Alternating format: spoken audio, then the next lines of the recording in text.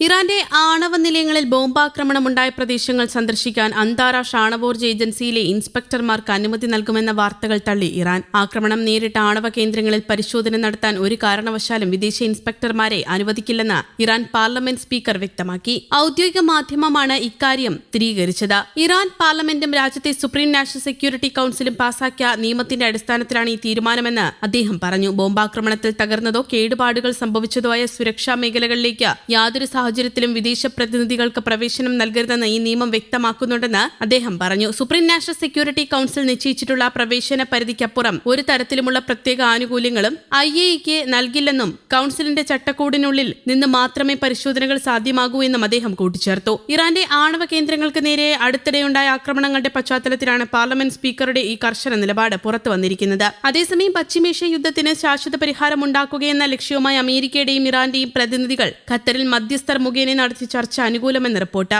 ദോഹയിൽ നടന്ന കൂടിക്കാഴ്ചയിൽ ഹോർമൂസ് അടക്കം വിവിധ വിഷയങ്ങളിൽ ഇരു രാജ്യങ്ങളും തമ്മിൽ ധാരണയായെന്ന് അടുത്ത വൃത്തങ്ങളെ ഉദ്ധരിച്ച് ന്യൂയോർക്ക് ടൈംസ് റിപ്പോർട്ട് ചെയ്തു. ഒരാഴ്ചത്തേക്ക് ഹോർമൂസിൽ സംഘർഷത്തിന് അയവ് വരുത്താൻ ഇറാനും US തമ്മിൽ ധാരണയായതായും റിപ്പോർട്ടുകളുണ്ട്. എന്നാൽ ഹോർമൂസ് കടലിടുക്കിലൂടെയുള്ള കപ്പൽ ഗതാഗതത്തിന്റെ നിയന്ത്രണം ആർക്കായിരിക്കണമെന്ന കാര്യത്തിൽ ഇരുപക്ഷവും തമ്മിലുള്ള ഭിന്നത തുടരുകയാണെന്നും റിപ്പോർട്ടിൽ പറയുന്നു. ഇറാൻ പരമോന്നത നേതാവായിരുന്ന അയത്തുള്ള അലി ഖമേനിയുടെ സംസ്കാര ചടങ്ങുകൾ നടക്കാനിരിക്കെ അടുത്തഘട്ട ചർച്ചകൾ അതിനുശേഷം മാത്രമേ തുടരൂവെന്നാണ് വിവരം. ജൂലൈ 4 മുതൽ 9 വരെയാണ് സംസ്കാര ചടങ്ങുകൾ. അന്തിമ കരാറിലെത്തുന്നതിന് തടസ്സമായി നിൽക്കുന്ന വിഷയങ്ങൾ ഖത്തറിന്റെയും പാകിസ്ഥാന്റെയും പ്രതിനിധികൾ മുഖേന ഇരു രാജ്യങ്ങളും ചർച്ച ചെയ്തെന്നാണ് വിവരം. 2 ആഴ്ച മുൻപ് ഇറാനും USഉം ഒപ്പുവച്ച് ഇസ്ലാമാബാദ് ധാരണാപത്രത്തിലെ വ്യവസ്ഥകൾ നടപ്പാക്കുന്നതിലെ പുരോഗതി ചർച്ചയിൽ വിലയിരുത്തി. അതേസമയം ഖത്തറിലെത്തിയ US പ്രസിഡന്റ് ഡൊണാൾഡ് ട്രംപിന്റെ പ്രതിനിധികളായ സ്റ്റീവ് വിറ്റ്കോഫും ജറദ് കുഷ്ണറും സാങ്കേതിക ചർച്ചയുടെ ഭാഗമായില്ല.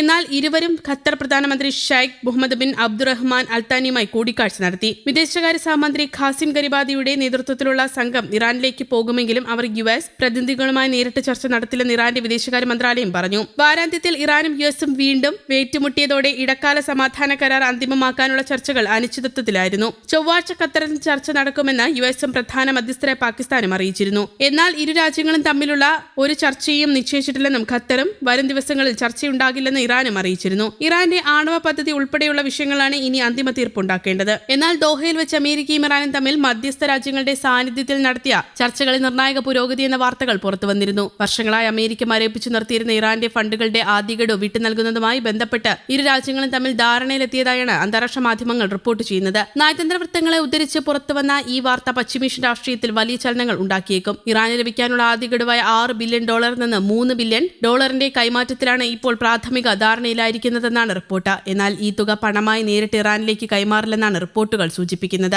പകരം കടുത്ത സാമ്പത്തിക ഉപരോധം നേരിടുന്ന ഇറാനിലേക്ക് ഭക്ഷ്യവസ്തുക്കൾ, മരുന്നുകൾ ഉൾപ്പെടെയുള്ള അവശ്യവസ്തുക്കൾ വാങ്ങി നൽകുന്നതിനായിരിക്കും ഈ തുക വിനിയോഗിക്കുക. പണം ദുരുപയോഗം ചെയ്യുന്നത് തടയാൻ മധ്യസ്ഥ രാജ്യങ്ങളുടെ മേൽനോട്ടത്തിലായിരിക്കും ഈ പ്രക്രിയകൾ നടക്കുക. ചർച്ചകളിൽ പുരോഗതി ഉണ്ടായെങ്കിലും ചില തർക്ക വിഷയങ്ങളിൽ ഇരു വിഭാഗവും ശക്തമായ നിലപാടുകളിൽ ഉറച്ചു നിൽക്കുകയാണ്. തന്ത്രപ്രധാനമായ ഹോർമൂസ് കടലിടുക്കിലൂടെ കടന്നുപോകുന്ന കപ്പലുകളിൽ നിന്ന് ഇറാൻ ചുങ്കം ചുമത്തുന്നത് ഒരു കാരണവശാലും അംഗീകരിക്കില്ലെന്ന് US പ്രതിനിധി സംഘം ചർച്ചയിൽ വ്യക്തമാക്കി. News desk, Kerala Kaumudi.